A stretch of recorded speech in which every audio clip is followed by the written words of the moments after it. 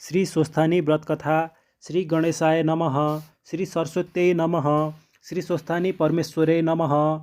ओम यं ब्रह्मा वरुणेन्द्र रुद्रमरुत स्तुन्वन्ति दिव्यैस्तवैर्वेदैः साङ्गपदक्रमोपनिषदैर्गायन्ति यं सामगा ध्यानावस्थित तद्गतेन मनसा पश्यन्ति यं योगिनो यस्यान्तं न विदुः सुरासुरगणा देवाय तस्मै नमः।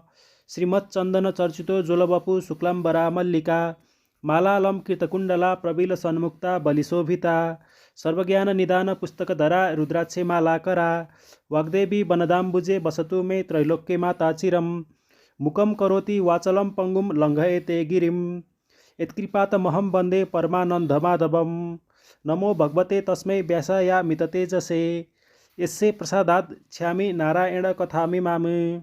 नारायणं नमस्कृत्य नरं चैव नरोत्तमं देवीं सरस्वतीं व्यासं ततो जयमुदीरयते।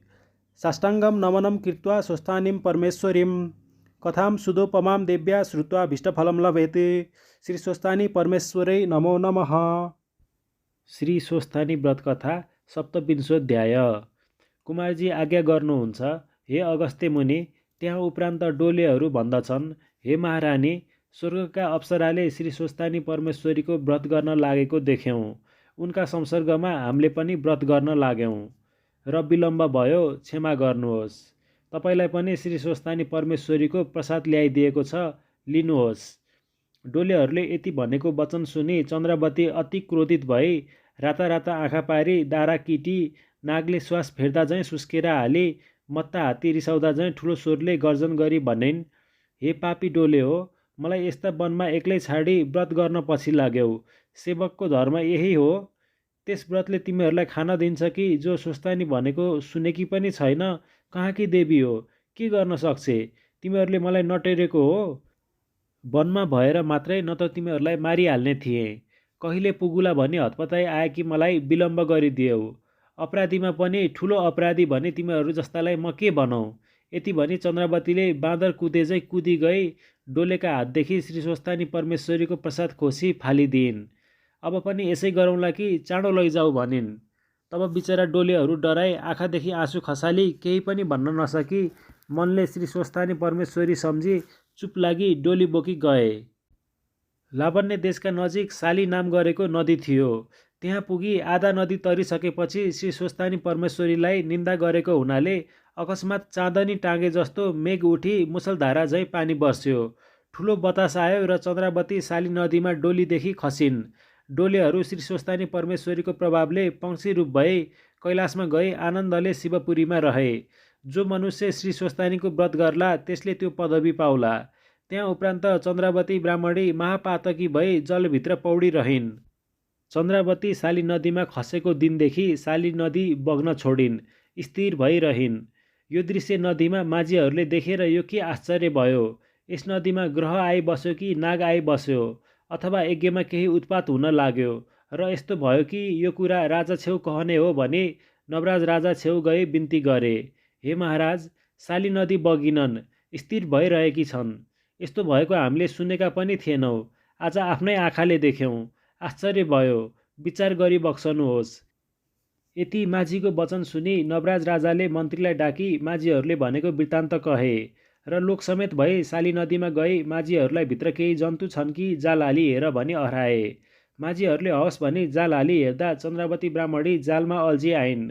चन्द्रावती कस्ती भएकी थिइन् भने शरीरमा कुष्ठरोग उत्पन्न भएकी, शुद्धि केही नभएकी, हिलोले छोपिएकी, मुडी जस्ती चन्द्रावतीलाई देखि यो वस्तु हो भनी चिन्न नसकी नदीका किनारमा मिल्काए। जलभित्र पसी खोज्न लागे, केही पाएनन् र हे महाराज, हामीले त केही पाउन सकेनौँ भनी बिन्ती गरे।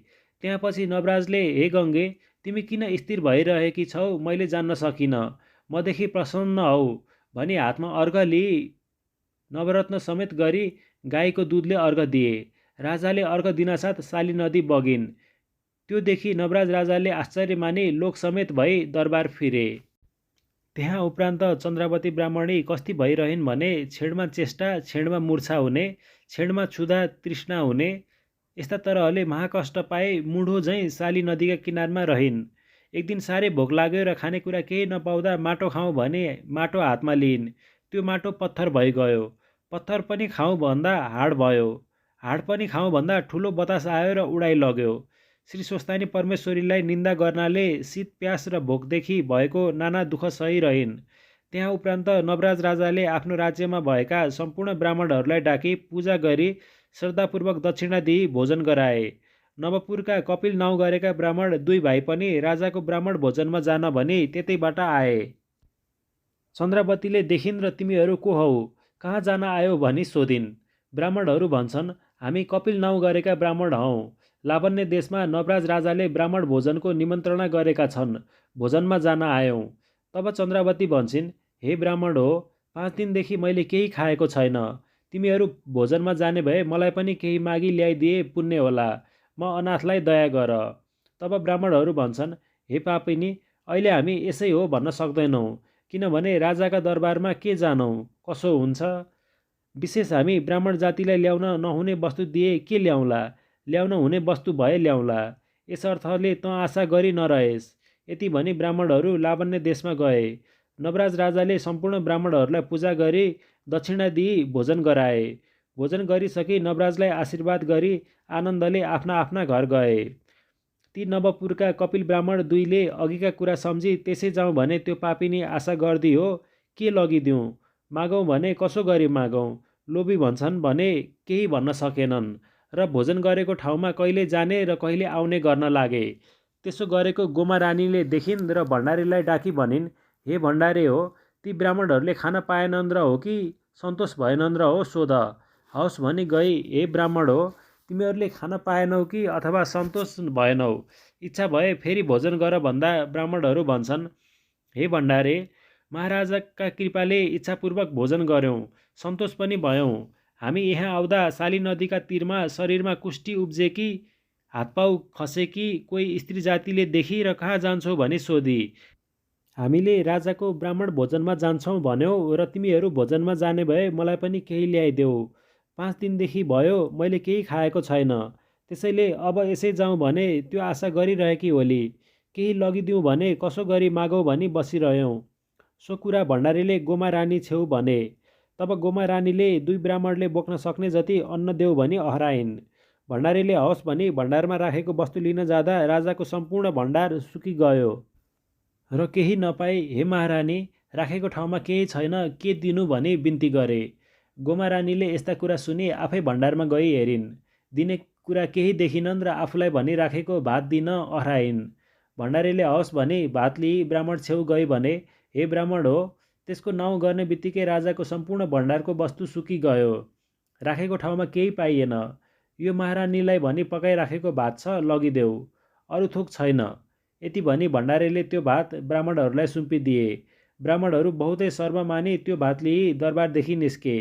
ब्राह्मणहरू जाने बित्तिकै राजाको भण्डार सम्पूर्ण भयो। जहाँ जो राखेको थियो त्यहीँ त्यहीँ सब कुरा देखियो भनी कुमारले अगस्त्य मुनिलाई बताउँदा भए।